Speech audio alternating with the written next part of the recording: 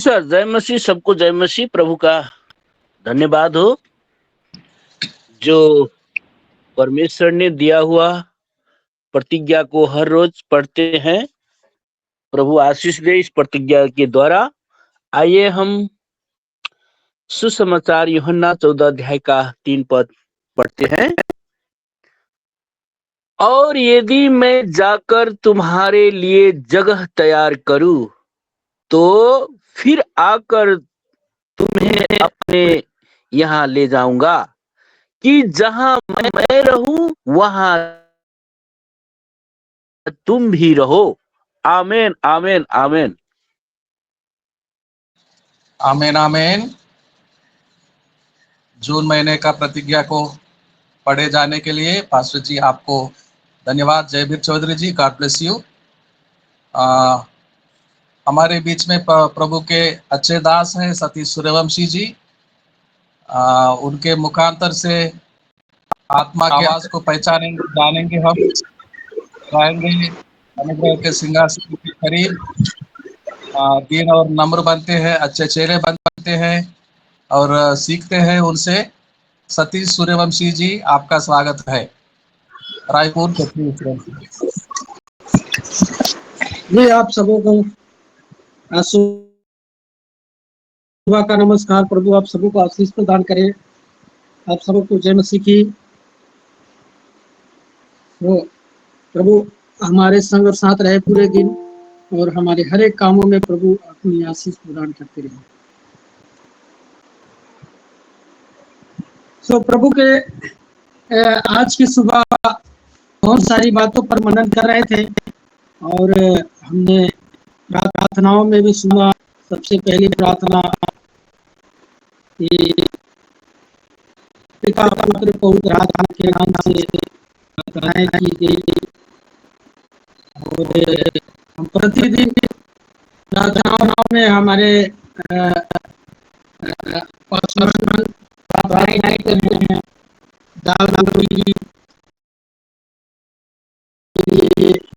सचमुच में इस संसार में ये हमारी बेसिक नीड है।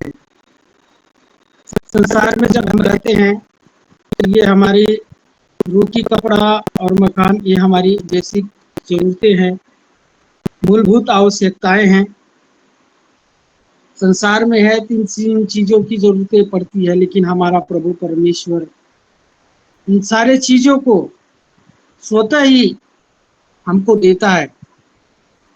प्रभु यीशु मसीह ने इन सारे चीजों के लिए हमें कहा है इन बातों की चिंता ना कर। उन्होंने चिड़िया का उदाहरण दिया कि चिड़िया ना तो बोता है और ना काटता है, फिर भी स्वर्गीय पिता उसे खिलाता है। घास को उदाहरण देकर के कहा कि देखो घास को ऊपर देखो कि कैसे ये सुंदर वस्त्र धारण किए हैं। उन्होंने कहा सुलेमान भी इसके समान वस्त्र न पहने हुए था। प्रभु यीशु मसीह ने कहा चट्टान पर घर बनाओ। ये हमारी मूलभूत आवश्यकताएं हैं, रोटी, कपड़ा, मकान। चट्टान पर घर बनाओ, जहां पर आंधियां आती है, तूफान आते हैं, वो गिरते नहीं है। मेरे प्रियो, आज हम इस बहुत भयानक दौर पर हम जी रहे हैं। हमारे ऊपर समस्याओं की आंधियां वार करती रहती हैं। शैतान इतनी समस्याएं पैदा करते हैं कि कई बार हम उन समस्याओं की बोझ तले दब जाते हैं और जिस मुकाम पर हमको पहुंचना चाहिए, जिस स्तर से हमको सुसमाचार का काम करना चाहिए, हम नहीं कर पाते हैं। ये समस्याएं शैतान प्रतिदिन हमारे जीवन में लाता है। एक बार क्या हुआ इस संसार में हम जैसा कि जानते हैं कि संसार एक भवसागर है, एक नदी है। इस भवसागर में हम प्रतिदिन अपने बोझ को लेकर के चल रहे हैं।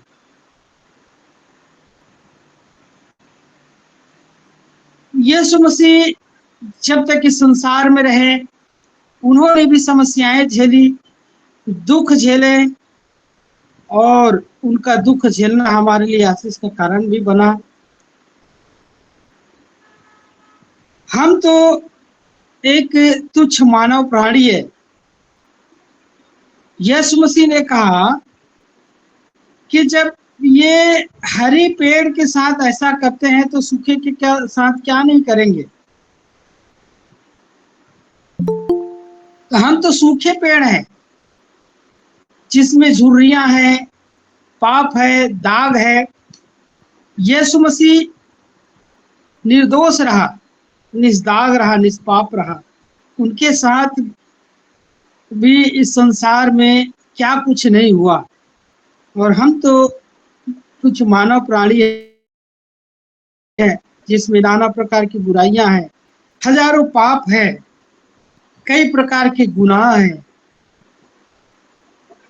तो संसार के लोग हमारे साथ क्या नहीं करेंगे।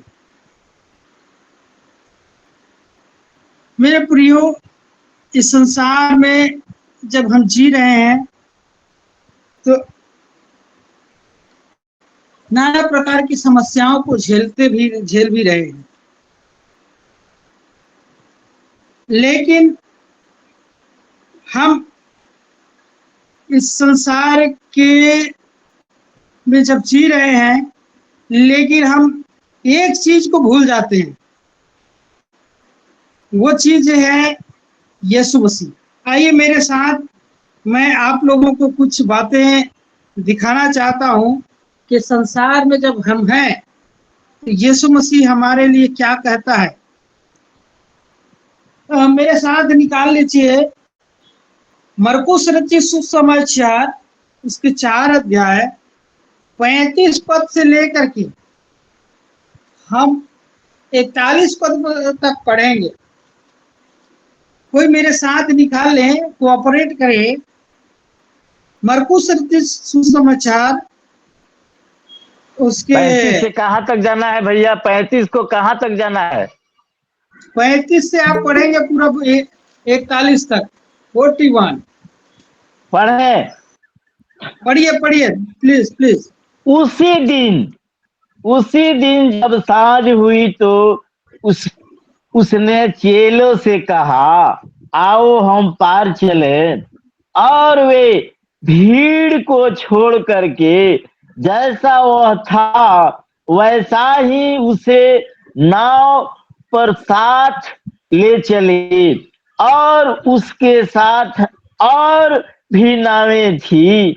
तब बड़ी आंधी आई और लहरें नाव पर यहाँ तक लगी कि वह पानी से भारी भरी जाती थी।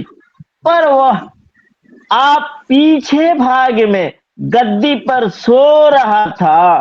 तब उन्होंने उसे जगाकर उससे कहा, हे गुरु, क्या तुम्हें चिंता नहीं कि हम नष्ट हुए जाते हैं? तब उसने उठ करके आंधी को डांटा, पानी से कहा, शांत रहो, थम जा। तब आंधी थम गई और बड़ा चैन हो गया।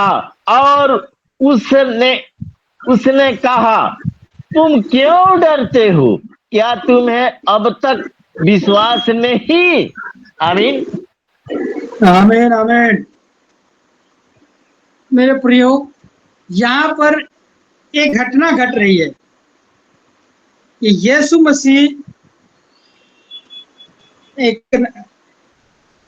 मसीह अपने चेलों के साथ उस झील में यात्रा कर रहे हैं, और यात्रा के दौरान आंधियां आती है, नावें डूबने लगती है, और उस दौरान यीशु मसीह आंधी और पानी को डांटता है और शांत होता है। ये घटनाएं घटती है। कुछ बातों को इसमें हम देखेंगे। इसमें इस घटना के ऊपर मुझे एक सादरी गीत याद आ रहा है, मैं गाना चाहूंगा। सादरी गीत इस घटना के ऊपर लिखी गई है। जीवन रूपी मोर डोंगा आहे पाप रपू। मैं इस गीत को गाना चाहूंगा आप लोगों के मध्य। जीवन रूपी मोर डोंगा आहे पाप रूपी समुंदर माझे। जीवन रूपी मोर डोंगा आहे पाप रूपी समुंदर माझे। हिलेला डोलेला डर लागेला प्रभु तो लेके चला। हिलेला डोलेला डर लागेला प्रभु तो लेके चला। गहरा समुंदर माझे डोंगा मोर छोटका कैसे जाबो उस पार। कैसे जाबो उस पार। पानी के हलचल से डोंगा हिलेला प्रभु तो लेके चला। जीवन रूपी मोर डोंगा है पाप रूपी समुंदर माझे। हिलेला डोलेला डर लगेला प्रभु तो लेके चला। तो इस घटना के ऊपर ये गीत लिखा हुआ है कि जीवन रूपी मोर डोंगा है और पाप रूपी समुद्र माझे। इस संसार भवसागर जहां हमारे जीवन की नैया चल रही है, इस जीवन की नैया में यीशु मसीह 100% सवार है। लेकिन जब जीवन की इस भवसागर में कई प्रकार की आंधियां आती है, समस्याएं आती है, ये यहाँ पर संकेत करता है ये झील, ये सागर, ये भवसागर है, ये संसार है और ये नावें हमारे जीवन है। इस संसार में हमारी नाव चल रही है और ये समस्याएं, ये आंधियां है और ये आंधियां आनी है, प्रतिदिन आनी है मेरे प्रियो। ये आंधियां आएगी। जैसे ही हम आंखें खोलेंगे हमारे सामने समस्याओं का पहाड़ दिखेगा। समस्याएं प्रतिदिन हमको इन समस्याओं को झेलना पड़ेगा। यीशु मसीह ने भी कहा यदि कोई मेरे पीछे हो ले तो अपना क्रूस उठा ले।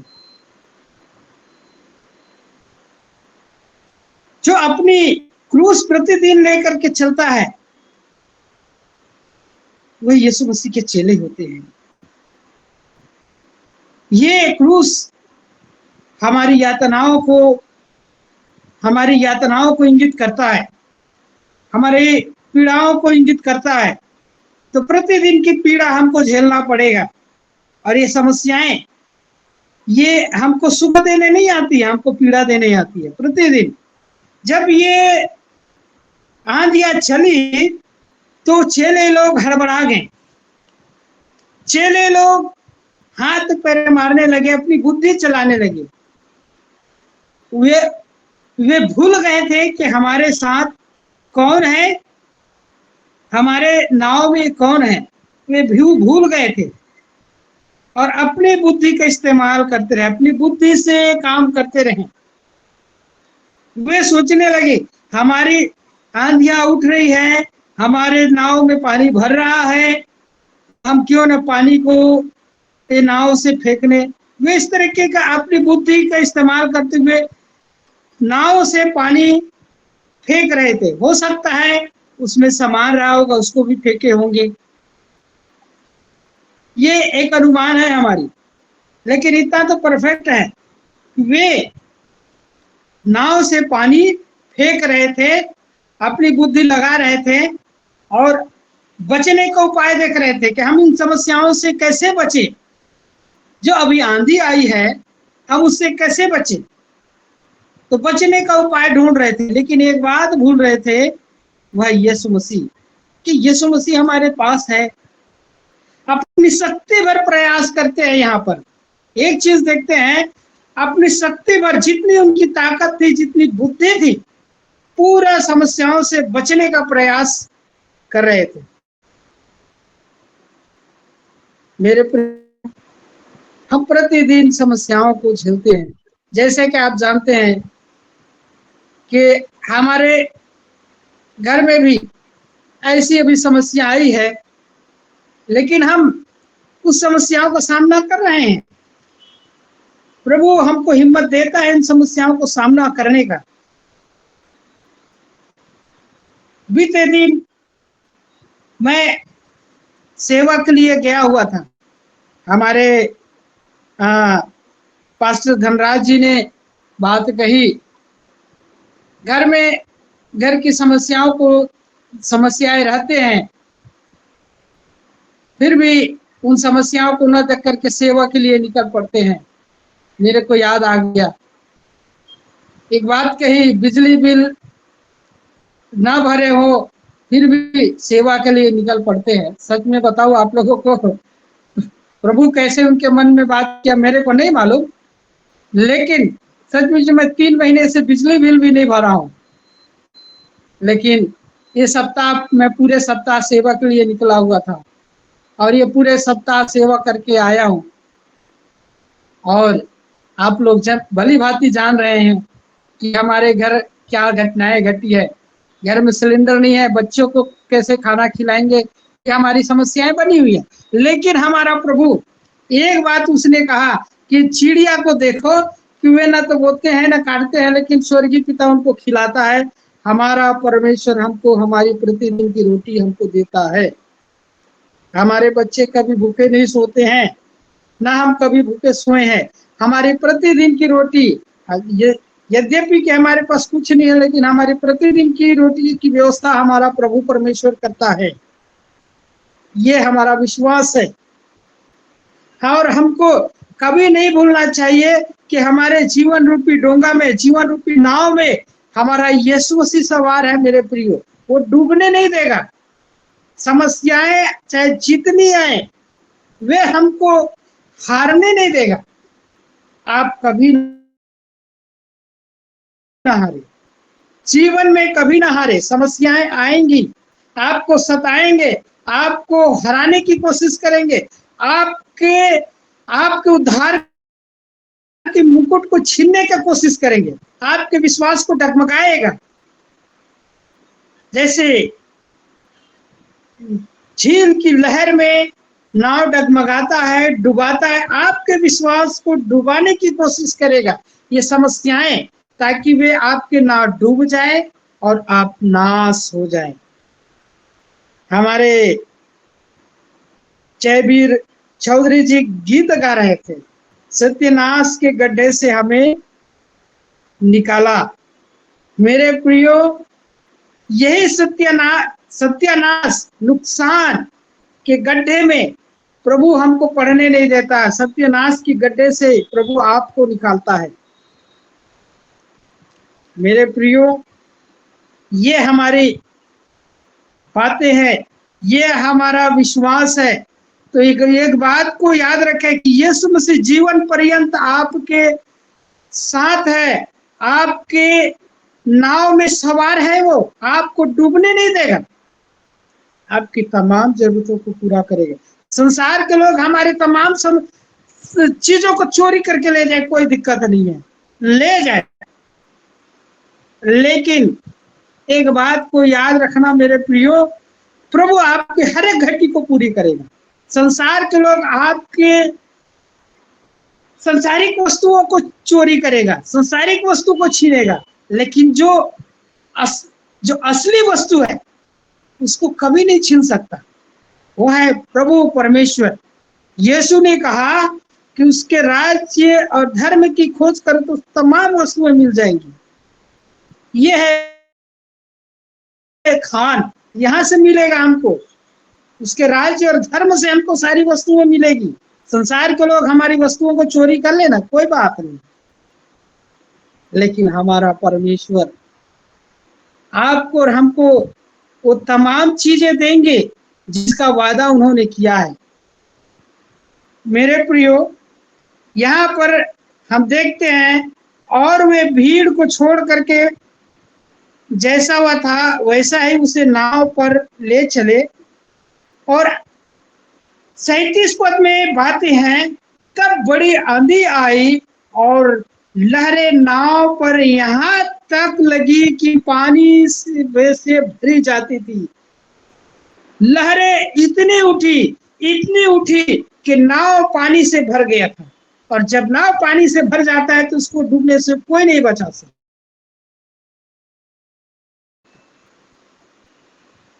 मेरे प्रियो, हमारे जीवन रूपी डोंगा में, जीवन रूपी नाव में जितनी भी पानी भरे, मेरा विश्वास है डूब नहीं सकती।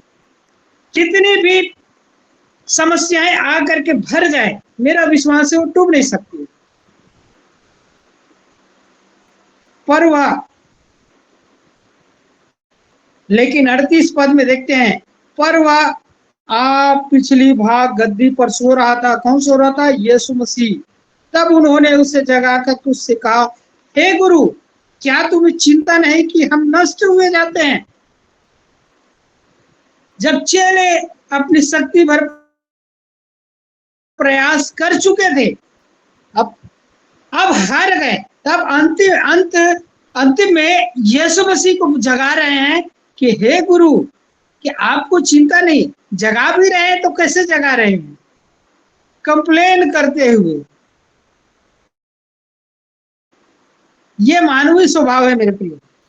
हम कभी भी समस्याएं आती हैं तो हम कंप्लेन करने लगते हैं, कंप्लेन करते रहते हैं।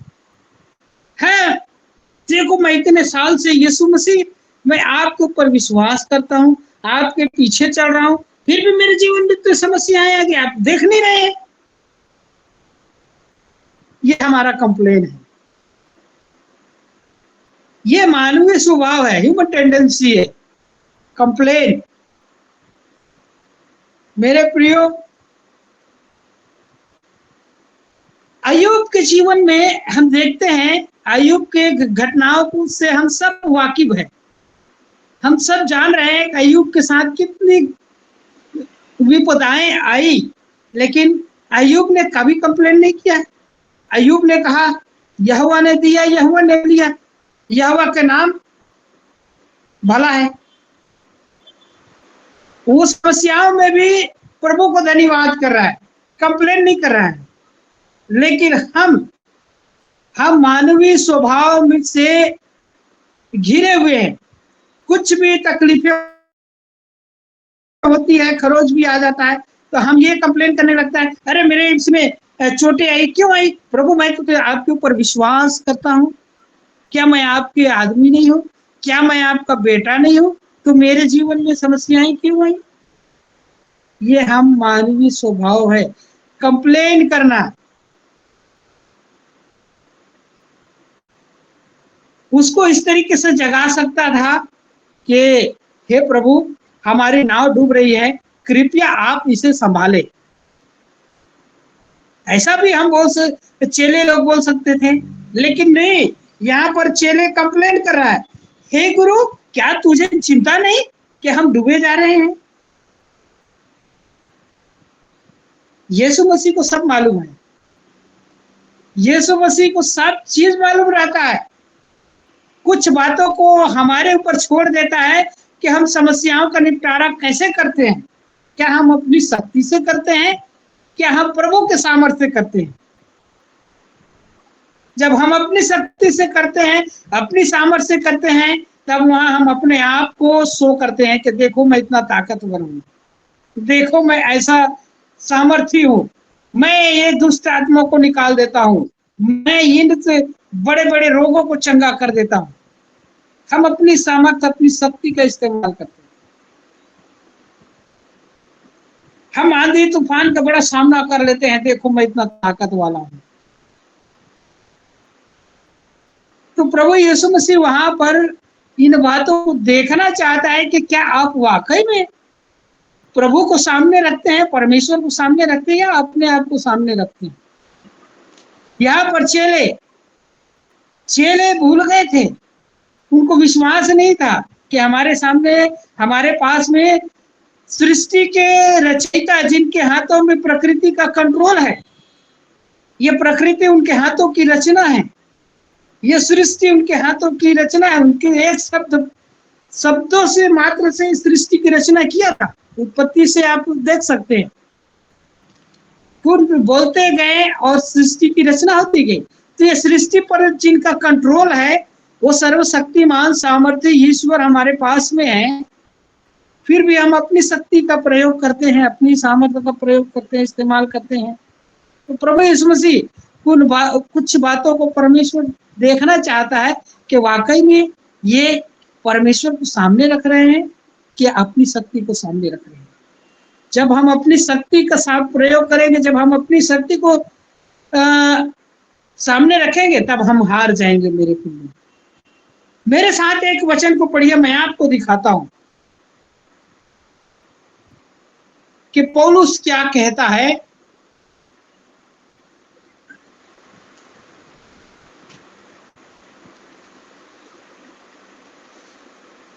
फिलिपियो 4:13 पढ़ेंगे। फिलिपियो 4:13 को पढ़ेंगे प्लीज। फिलिपियो की पत्री अध्याय 4 फिलिपियो 4 उसका और 13 पद को पढ़ेंगे।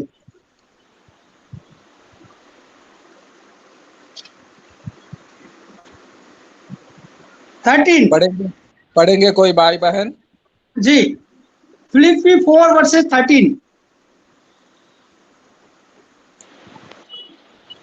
आप में से कोई भाई बहन पढ़ सकते हैं? फिलिपियो की पत्री अध्याय 4:13। जो मुझे सामर्थ्य देता है उसमें मैं सब कुछ कर सकता हूँ। आमीन। हाँ, जो मुझे सामर्थ्य देता है उसमें मैं सब कुछ कर सकता हूँ। तो यहाँ पर किसकी सामर्थ्य की बात हो रही है? प्रभु यीशु मसीह, परमेश्वर की सामर्थ्य। और ये सामर्थ्य हमको इस संसार में जय देगा। मेरे प्रियो, जो मुझे सामर्थ्य देता है मैं उसमें सब कुछ कर सकता हूँ। पौलुस कहता है कि जो मुझे सामर्थ्य देता है मैं उसमें सब कुछ कर सकता हूँ, आंधी को भी शांत कर सकता हूँ। अपनी सामर्थ्य नहीं, मेरी सामर्थ्य नहीं, उस परमेश्वर की सामर्थ्य, उस आत्मा की सामर्थ्य, इसके द्वारा सब कुछ मैं कर सकता हूँ। और जब उस सामर्थ्य का प्रयोग करते हैं, उस यीशु मसीह को हम पुकारते हैं, तब आगे देखते हैं जब चेलों ने यीशु मसीह को जगाया, तब उसने उठ कर आंधी को डांटा, पानी से कहा शांत रह, थम जा, और आंधी थम गई। मेरे प्रियो, यीशु मसीह आपके साथ है। आप इन समस्याओं में, संसार के इस भवसागर की समस्याओं में आप प्रभु को, यीशु मसीह को स्थान देते हैं, प्रभु यीशु मसीह को अवसर देते हैं, तब यीशु मसीह आपकी समस्याओं को थाम देता है, उन आंधियों को रोक देता है। हम अपनी सामर्थ्य से नहीं, परंतु उसके सामर्थ्य से आपको काम करना है इस संसार में, और उसके सामर्थ्य से आप आंधी को भी शांत कर सकते हैं। यीशु मसीह ने कहा कि तुम उस संसार में तुम मुझसे भी बड़े बड़े काम करोगे। यीशु मसीह ने कहा, यीशु मसीह ने आंधी को शांत किया, मुर्दों को चिल्लाया, कोढ़ियों को चंगा किया। इस संसार में ऐसी बड़ी बड़ी गवाहियां हैं। आज भी मुर्दे जिंदे हो जाते हैं, आज भी बड़ी बड़ी कैंसर के रोग ठीक हो रहे हैं, कैंसर की रोग ठीक हो रहा है, कैंसर जैसे लाइलाज बीमारी ठीक हो रहा है। किसके नाम से? यीशु मसीह के नाम से। किसके द्वारा? यीशु मसीह के द्वारा। जहां मेडिकल साइंस फेल हो जाता है, वहां यीशु मसीह के सामर्थ्य काम करता है। यीशु मसीह को अवसर देने की जरूरत है। हम अपनी शक्ति का प्रयोग करते हैं, लेकिन यीशु मसीह को अवसर देने की जरूरत है इन समस्याओं में। जब यीशु मसीह उठता है, तरह यीशु मसीह ने आंधी को डांटा और वे शांत हो गए मेरे प्रिय। और जब शांत होती है तो क्या लिखा है कि बड़ा चैन हो गया। चैन मतलब शांति हो गई। जब समस्याएं, जीवन की समस्याएं शांत हो जाती हैं, हमारे जीवन में वही शांति, अनंत शांति हमारे जीवन में आता है। हमारे जीवन में वो शांति आती है। और वो शांति लाने वाला कौन है? शांति का राजकुमार प्रभु यीशु मसीह। और शांति का राजकुमार हमारे प्रभु यीशु मसीह है। मेरे प्रियो, इस संसार में हम डरे ना, घबराए ना, समस्याओं का सामना करें। जब हम इन समस्याओं का सामना करेंगे तो समस्याएं हमारे सामने से भाग जाएंगी। समस्याएं इस भवसागर में हमको डुबा नहीं सकेगी। ये चिंताएं हमको इस भवसागर में डुबा नहीं सकेगी। हमारे जीवन की नैया उस पार हमको जाना है और प्रभु यीशु मसीह आपके साथ है। आपके जीवन की नैया जरूर पार लगेगी। मेरे प्रियो, आइए हम प्रार्थना करें और अपनी तमाम जीवन की समस्याओं को, जीवन की चिंताओं को प्रभु यीशु मसीह को बताएं और ये समस्याएं यीशु मसीह हमारे जीवन से दूर करेंगे। तो आइए 1 मिनट के लिए हम प्रभु यीशु मसीह से प्रार्थना करें। अपने जीवन की तमाम चिंताएं, जीवन की तमाम समस्याएं, चाहे पारिवारिक हो, शारीरिक हो, मानसिक हो, आर्थिक हो, ये इन समस्याएं हमारे जीवन की नैया को डुबा नहीं सकती, हमको हरा नहीं सकती। हमारा प्रभु इन तमाम चिंताओं को, इन तमाम समस्याओं को हमारे सामने से दूर करेगा। आइए हम प्रार्थना। प्यारे पिता परमेश्वर, सृष्टि के मालिक प्रभु, ये सृष्टि के कंट्रोल आपके हाथों में है पिता। ये सृष्टि आपकी रचना है प्रभु। आप आंधियों को शांत रहने के लिए बोला और शांत हो गई।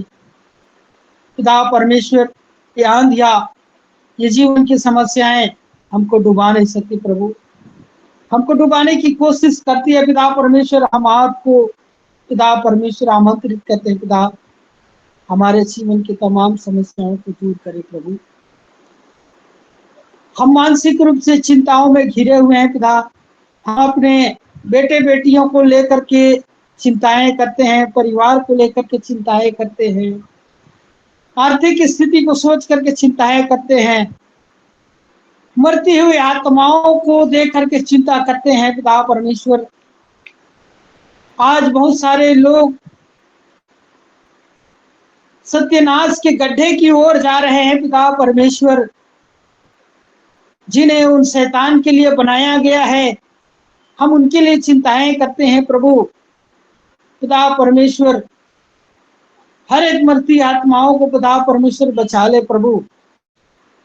बहुत सारे लोग हैं पिता परमेश्वर इस संसार में अभी हमारे इर्द गिर्द पिता परमेश्वर, जो आपको नहीं जानते, इस संसार से चल बसते हैं पिता परमेश्वर, बिना उद्धार को जाने इस संसार से चल पड़ते हैं प्रभु।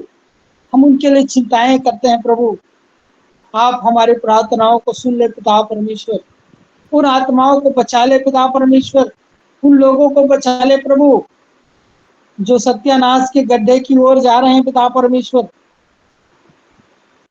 पिता परमेश्वर, इन आंधियों से हमको बचा ले प्रभु और हमको एक सामर्थ्य प्रदान करते रहे पिता परमेश्वर कि आपकी सेवा को बहुत दूर तक ले जाए पिता परमेश्वर। जितने लोग आज प्रार्थनाओं को सुन रहे प्रभु, हर एक को पिता परमेश्वर अपनी आत्मा की सामर्थ्य से सराबोर करे पिता परमेश्वर, लबालब करे प्रभु उनके जीवन में पिता परमेश्वर। आपकी आत्मा की सामर्थ्य उंडेल दे पिता परमेश्वर।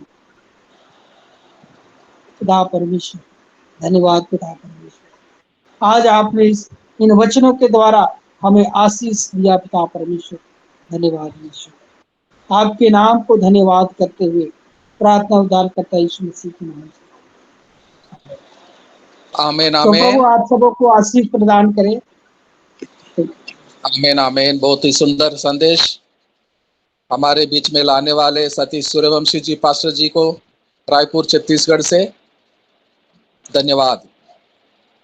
वचन में लिखा है अय्यूब के 5:5-7, अय्यूब पुस्तक और 5 अध्याय और 7वां पद में ऐसा लिखा है, परंतु जैसे चिंगारियां ऊपर ही ऊपर को उड़े जाती हैं, वैसे ही मनुष्य कष्ट ही भोगने के लिए उत्पन्न हुआ है।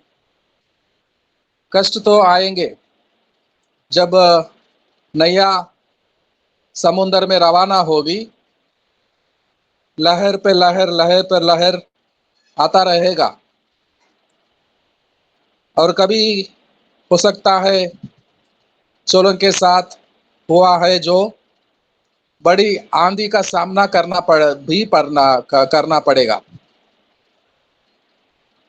तब यीशु को उठाना जरूरी होता है। यीशु हमारे नैया में उपस्थित हैं। यीशु के पास जाना होता है, उन्हें उठाना चाहिए। नैया डूबने पर है, सिर्फ यीशु बचा सकता है, यीशु ही बचाएगा। परमेश्वर हम सबको आशीष दे। हमारे नैया, जीव रूपी नैया समुद्र के जल में हमारा यात्रा जारी है। न जाने कहीं से आंधी आए, तूफान आए, बड़े बड़े लहर के सामना करना पड़े, हमेशा शांति बना रहने के लिए शांति का राजकुमार हमारे बीच में उपस्थित है, हमारे नैये में शामिल है। उन्हीं के आराधना करते हुए, प्रार्थना करते हुए, उस पर भरोसा करते हुए, शांति का राजकुमार जो शांति देने वाला, संसार के समान नहीं, स्वर्गलोक के शांति हमें प्रदान करने वाला, यीशु के साथ बिताए, यीशु के साथ रहे, तो हमें चिंता किस बात की। जो बचाने वाला यीशु मसीह हमारे साथ है। ज्योति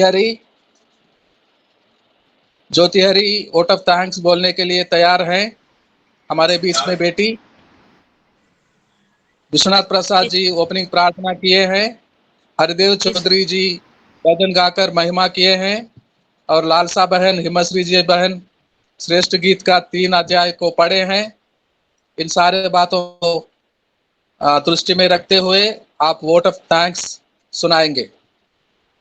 जी सर, सभी को जय मसीह। धन्यवाद देते प्रार्थना के लिए विश्वनाथ प्रसाद सर को, सुंदर से भजन के लिए धन्यवाद देते हरिदेव सर को, धन्यवाद देते वचनों को पढ़े जाने के लिए हेमश्री मैम और लालसा मैम को, धन्यवाद सुंदर से प्रचार के लिए सतीश सूर्यवंशी सर को, उनको आखिरी प्रार्थना के लिए भी धन्यवाद देते हैं, और धनराज सर उनकी पूरी टीम को धन्यवाद। जय मसीह। धन्यवाद। जय मसीह बेटी, आपको भी हम लोग लगातार प्रार्थना में करते हैं। आप भी जानते हैं, हमें आपके परिवार के हर सदस्य के लिए भी प्रार्थना करते हैं। प्रभु करे आपकी समस्या दूर हो, आपके घर वालों को, आपके बहनों को और छोटा भैया को अच्छा सा काम मिले। प्रभु बहुतायत से आशीष करे, बरकत और आशीष दे। हम प्रार्थना करते हैं। सतीश सूर्यवंशी जी, आइए आशीष को सुनाएं। आइए आप आशीष वचन ग्रहण करें। अब हमारे पिता परमेश्वर का प्रेम, प्रभु यीशु मसीह का अनुग्रह, पवित्र आत्मा की संगति और सहभागिता आज से लेकर के सदा सर्वदा तक हमारे तमाम प्रियो के साथ इस छोटी लुकिंग अनटू जीसस ग्रुप के साथ और संसार के तमाम दास भक्तों और विश्वासियों के साथ प्रभु यीशु मसीह के दोबारा आगमन तक सदा सदा बनी रहे। आमीन आमीन। आमीन आमीन। सारे भाई बहनों को जय मसीह की। सभी को जय मसीह, जय मसीह की। जय मसीह, जय मसीह, जय मसीह, जय मसीह,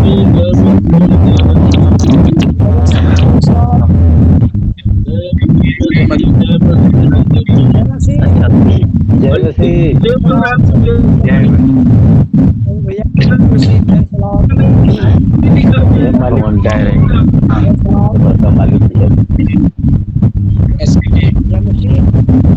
हेलो भैया, भैया हमारी आवाज सुने भैया?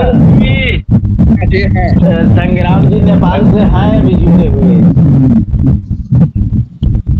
नेपाल के घर में दिख रहे हैं संग्राम जी। चेहरा भी देखना काम है, आवाज नहीं आ रही है।